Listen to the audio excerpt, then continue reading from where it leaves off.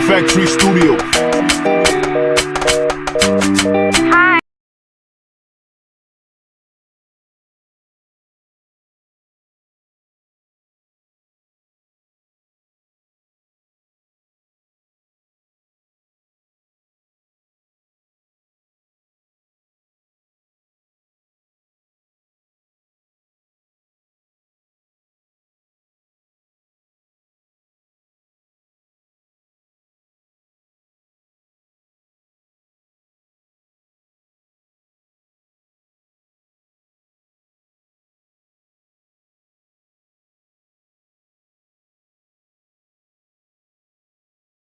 Merci mes très chers internautes. Vous allez toujours scotché branché na site nabino oye la rabino bosolo ya mboka oye la bino ba réalité ya mboka nyonso oye le Carnaville province de Kinshasa. Moi et Christian Ngo il est paparazzi to fanda gité toujours kaka pona ko la ki sabino événement nini et les kaka.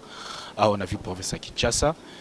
Christian Ngo il est paparazzi to tambola ki naé to ça il faut vraiment nabi ke bobo le CP azo balancer biso ndenge na oloba azo balancer biso ba image oyo to ça vraiment na avenue du commerce. Bota la bande ko bokenda poto boye bien avenue du commerce très bien. Outi vers Mama Yemo au katisi Prince Kasavu bozo kota po comme la première direction la nebisa yo fulu etondi wana pe mai o ezana mabulu et comme na Prince wana ceux qui vraiment ndenge bota ba image bota est-ce que vraiment Kinshasa to yeba ki to bengara Kinshasa la belle. Mais le lot Kinshasa c'est comme à la poubelle. Vraiment mingi peut pas si Dani Arabe de Miyama vraiment n'a habité tant yo kenda qui peut-être que tika ki Kinshasa ngobo et to habité parce que gouvernement toni bon mingi vraiment ya kolobezate. Christian Ngo il est paparazzi. To balancer bango na ba image yo CP les superviseurs balancer na ba image et on se retrouve tout juste après pour to solo lango to conclure.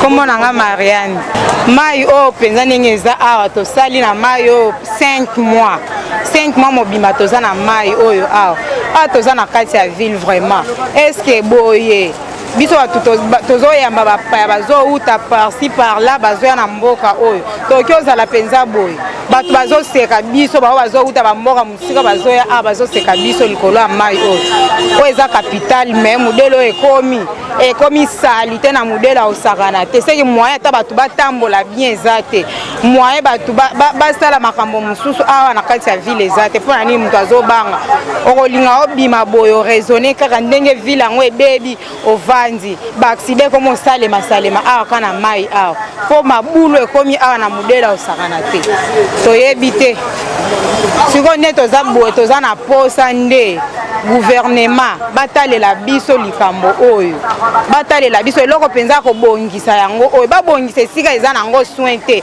babongisa esika oke bango moko bazoleka te toza na posa nde babongisa esika population nyonso ezoleka mpo boye vraiment esimba te yango wana tokomomona bato ebele bakomokima mboka oyo bakomoke kovanda na mboka mosusu mpona kokima salita modele oyo yoka solo oyo ezobima awa maladi na maladi tala pembe na hôpital général vraiment est-ce que koki ozala bongo soki moto auti mboka mpaya yeo aza gravement malade baene na hôpital général na modele oyo na modele ya mai oyo ekosimba te toza na avenue du commerce na précisément na coin ya Kasavubu croisement commerce Kasavubu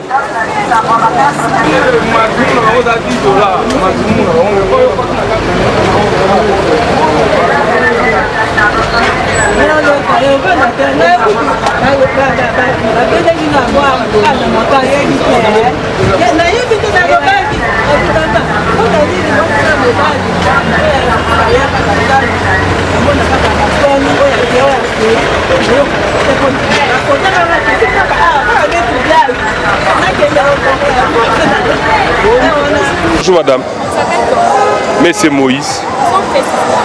Nous sommes ici commerce numéro 80. Ces poubelles là, ce jour après jour qu'on vient ajouter, Demain le matin, on va encore trouver, ça va s'allonger. On ne sait plus parler de ça. Quelles sont les difficultés? Les difficultés, tous les magasins là, on ne sait plus vendre. On vit tellement mal, on ne sait même pas expliquer. On ne sait pas vendre, les clients même fouillent.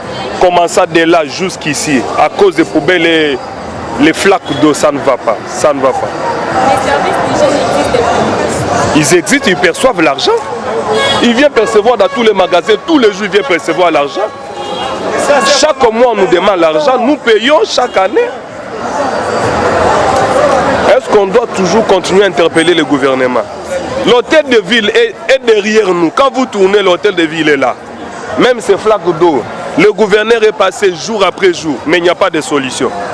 Est-ce qu'on doit se gérer soi-même ou on est géré? C'est ce que je me pose comme question. Merci madame. Ça s'appelle comment? Moi c'est M. Junior.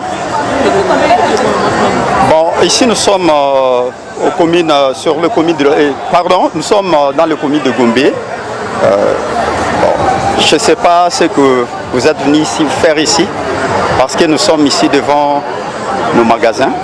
Mais on déplore la situation dont on est en train de subir en ces lieux. Ce genre de salubrité, ils ont laissé la foule ici, c'est l'insalubrité au niveau de la ville. C'est quelque chose qu'on ne peut pas supporter. Il faudra qu'ils viennent très vite pour évacuer ces histoires. Il y a des magasins ici, il y a des gens ici qui souffrent. Et ça, c'est pour exposer des maladies devant les gens. Bon, je ne suis pas en train d'obliger à ces gens-là qui travaillent pour la salubrité. Mais je les supplie de venir plutôt ôter ces trucs. Nous sommes juste devant l'hôtel de ville. Non, juste à côté de l'hôtel de ville. C'est sur l'avenue du croisement du marché commerce. S'ils ont vraiment de la volonté, qu'ils viennent noter ces histoires, ça va nous aider. Bonjour maman. Comme on a Kilonga Justin, moi na Bandundu. Toza na vend du commerce. Na lobby maman. Oh ezali pasi na mawana na pasi na motema. Fuloyo esali awa je crois 2 mois, 3 mois. Nzela na lotala libulu ndenge ezali. Est-ce que bango penza bakonzo yo? Bazo komona na misu be bazo mona te. Na lobi ntina nini bato votaki ba député provincial. Ntina nini ba votaki banani oyo ba député na ba gouverneur tozo voter bango pona nini na ba bourgmestre kaka pona ko kanga bato soki muta lobi mo eloko boye ko kanga ye vraiment boye zali nini boye dans le commerce banda ça fait combien vu les commissaires tozo mona bazoki no sala tuba nzela mike soki ministre azali kuna basali mwa nzela wana mais oyo sika ba population bazali pourquoi bazo sala ngote et loko nini to sali biso ba congolais to sala nini to sali bino nini ba et puis ba kisi oyo bozana ngo pona biso maman merci mingi baya kolongola fulo oyo ezali wapi est-ce que wa service d'hygiène ezalaka bako futa mbongo ba taxi bazo futa mbongo ekendeke wapi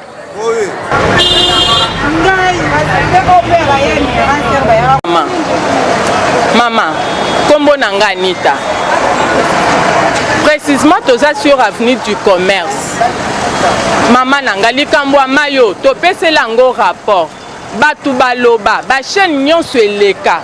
Mais to koka kozwa ka solution te to ebite to ke tuna gouvernement central, to luka gouverneur de la ville, to luka l'état, to zo yeba te nani azanani. Pona mayo. Kala mitokoti na mbula sika. Déjà kalinga bando ako déposer les biso ba mikanda po to futa tax. Na bambongo kaka oya veni oyo e futaka.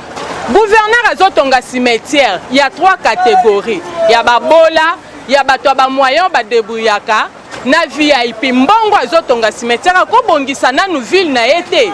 Ndako eza ya ye, oya betela katolo. Tala modèle ekomi. Na ba veni nyonso et ça la soni ba expatrié ba finga biso bazo comparer capital na ba village na bango oto okokata kutu kodefendre yango lisusu te soki akoki koyoka aya nanu ye moko atambola amona baveni nyonso ya Gombe oyo azwelaka mbongo ndenge ekoma po ezosala biso soni.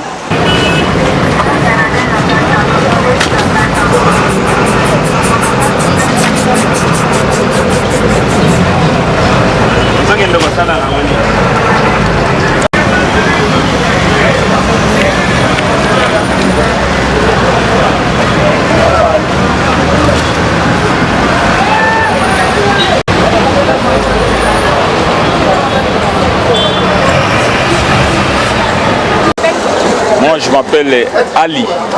Ça fait 1 mois et demi. C'est tôt, c'est comme ça. Nous avions fait le nécessaire. On a acheté des pompes pour essayer de retirer cette eau ici. Ça n'a pas réussi. Nous avions fait un recours à la DVD. Au fil du drainage et tout cela, ils sont venus, ils ont remarqué, ils n'ont pas réussi à dégager tout ceci. Alors, le gouverneur, il passe ici, nous sommes devant son bureau. Il y a le premier lac qui s'est créé ici et devant eux, justement à la Courbire, il y a aussi un autre lac. On ne fait aucun signe de reconnaissance. Nous sommes prêts maintenant à fermer nos magasins. Nous ne recevons aucun client. Les clients ne peuvent pas venir dans la boue comme ça. Client qui vient pour acheter un pneu ne peut pas venir avec une pirogue ici. Il ne saura pas.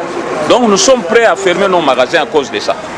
Le client n'arrive plus jamais. Ça fait 1 mois, 2 mois, le client n'arrive plus. Et nous avons fait, nous sommes arrangés avec notre bailleur de fermer nos magasins. C'est un manque à gagner pour nous. Les clients ne viennent pas. Comment est-ce que nous allons vendre nos marchandises? Il faut que le gouvernement provincial prenne des mesures pour évacuer tout ceci. Il faut qu'ils amènent des grands moyens pour réparer ça. Sinon, ça risquera, ça fera combien de temps ici? On a été partout à l'hôtel de ville. Ça fait 1 mois, 2 mois. Il ne fait aucun signe de vie. Qu'est-ce qu'on va devenir maintenant? Nous vivons ou nous ne vivons pas? Est-ce que le gouvernement est en place? Le gouvernement provincial doit s'en occuper de ça. Mais ils ne font rien. Qu'est-ce que nous allons devenir après tout? Ça, c'est notre pays. Devant l'hôtel de ville, on ne fait aucun signe de vie. Qu'est-ce qu'on va devenir? Et nous, les commerçants, qu'est-ce que nous gagnons? Hein? C'est vraiment malheureux. Vraiment malheureux. Ça fait honte. Et si les autorités passent ici, hein? C'est vraiment malheureux. Ça fait honte. Demain, nous serons des dirigeants.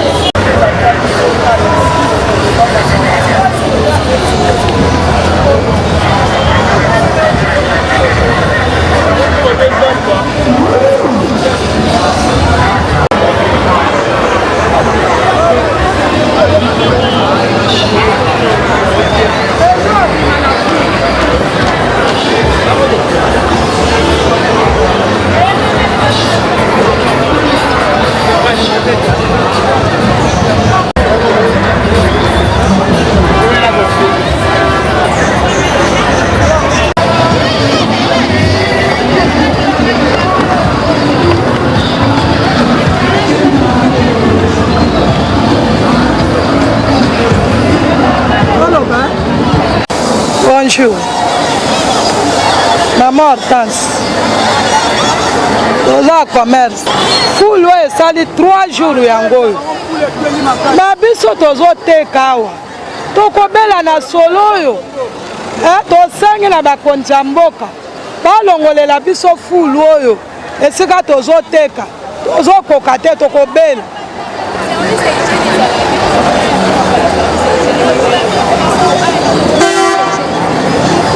Longola motuka moko eyaka komema na mikolo fulu esali 3 jours bazoya omema ngo te na tozopemela mabe tozolia tozoteka tala nde biloko ezotu bato baboyi pwa eza liboso ya fulu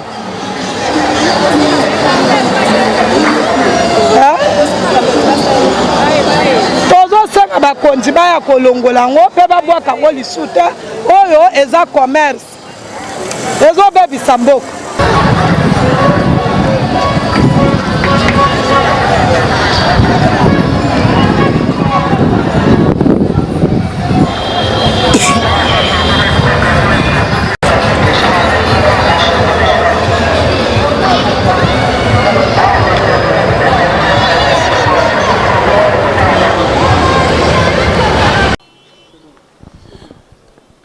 Viens en Angonda Felito depuis Paris.